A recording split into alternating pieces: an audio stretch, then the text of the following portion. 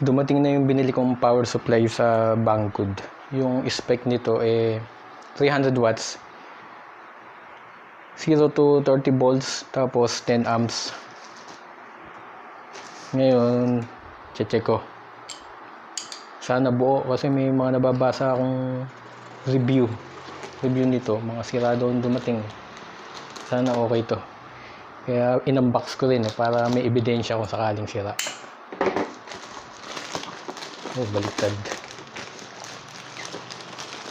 Baligtad. Ito sa Banggood ko binili. Bali bili ko dito 2.5 sa 3,000 yata o 2.5 dito sa power supply. After 1 week dumating. Yan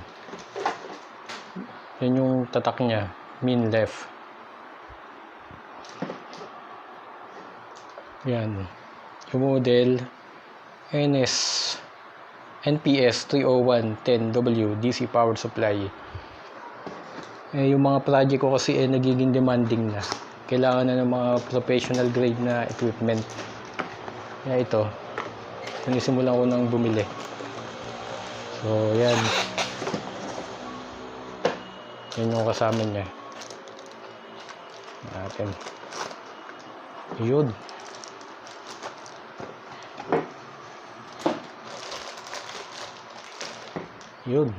Ito. Ganyan, ayun, naka 220 volts. Tama. Tapos, ano pa ba? Kasama nito.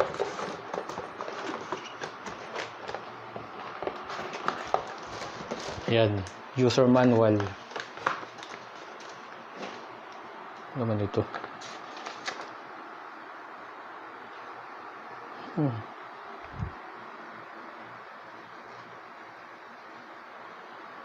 Basta, saka na natin basahin ng manual kapag hindi gumana. Tapos ito, wala. Yung power niya pang EU, pang Europe. Tapos ito pa kasama niya. Ito, yung sa ano. Okay. Natin. Magaan lang. Parang solid naman yung pagkakagawa. Mukhang maayos. May plastic. Tanggalin ko na. Ayoko may plastic. Yan. Okay. Okay, gumagana naman. Okay. Testing ko ngayon. Isaksak ko. So, pinrepare ko na yung saksakan sa likod. Ngayon, testingin ko ng actual. Ito, ilagay ko tong connector niya.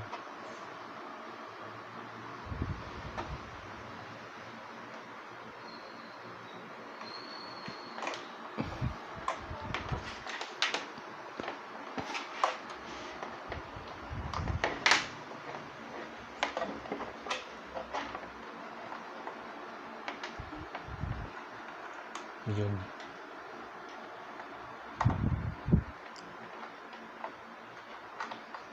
Siyempre yung black negative kakabit lang natin.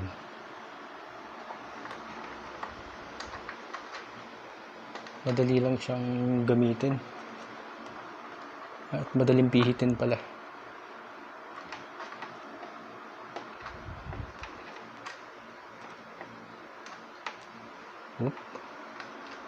Kakabila para madali. Ayun.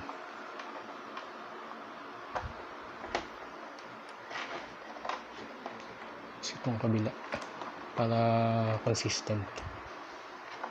Yan. Okay.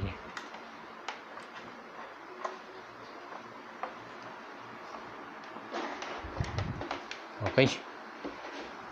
So, naka-setup na. Basic setup. Power on. Yun. Gumana. 27.1. 30. Okay. Ba to?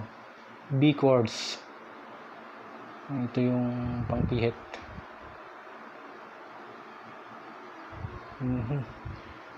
May CC, CB, constant voltage 2 CC, constant current. Ito amps. Yung pangalawa. Ito watts.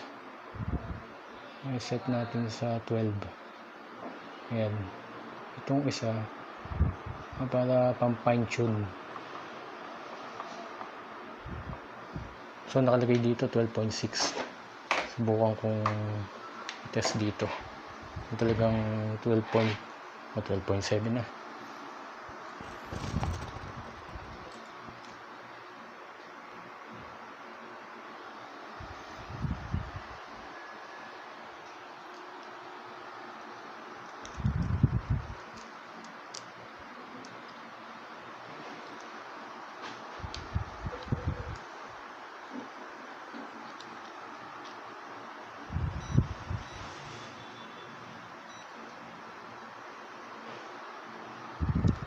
Yan, okay.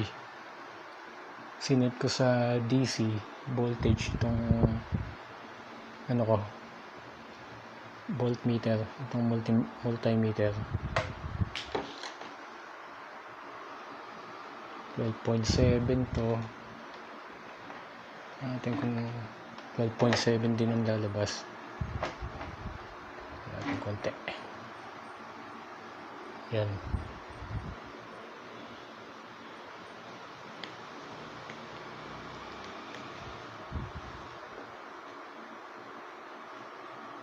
Oh, 12.7 din. Mukhang okay. Ba natin 1 point ito 0.4 volts ang pinakamababa, 0.2 o nag-0. Okay lang, naka millivolt tong ano, yung voltmeter ko. So natin, lagay natin sa 30 sagad. 28.9, okay, pareho. Ito yun, 30, 31.5. Okay, parang okay naman. Okay, lagay natin ulit sa 12.6.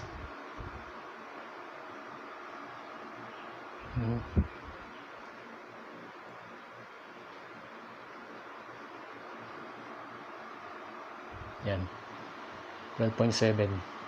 Okay, yun, lalagyan ko naman ng load. Testingin ko yung ilaw na binili ko, yung 24 volts yung pan-track.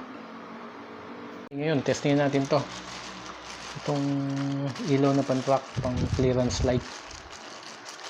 Yung spec nito 24 volts. Check natin kung mapapagana.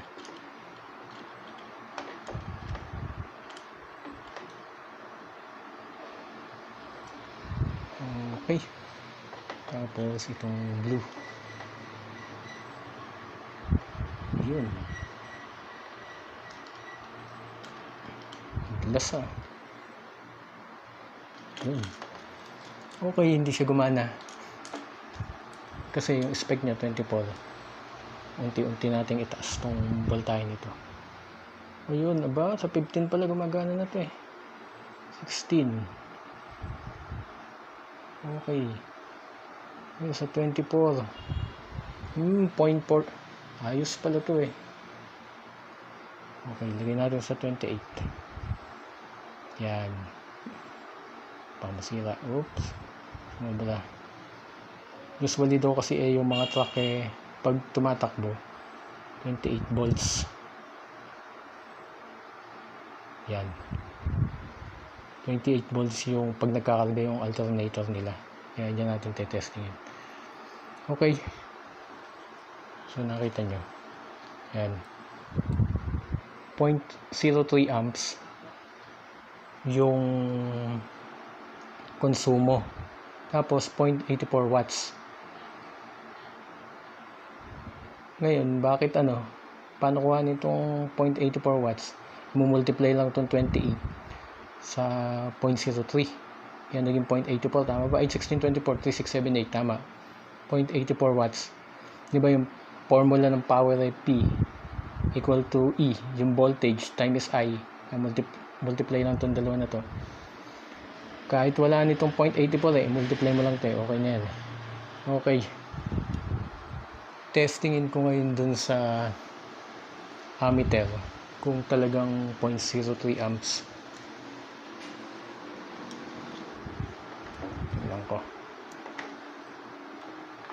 Konsumo. Gamitin.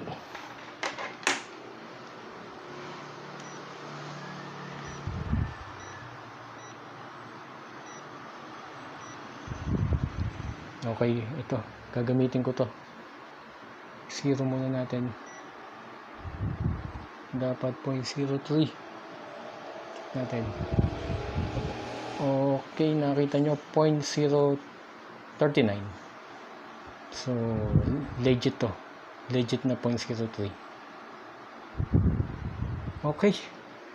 Buti na lang okay itong power supply na to. Okay. Problema kapag sira i-unbox ko yung isa nakakaba. Then marami kong review na nabasa na sablay. Okay itong power supply, good.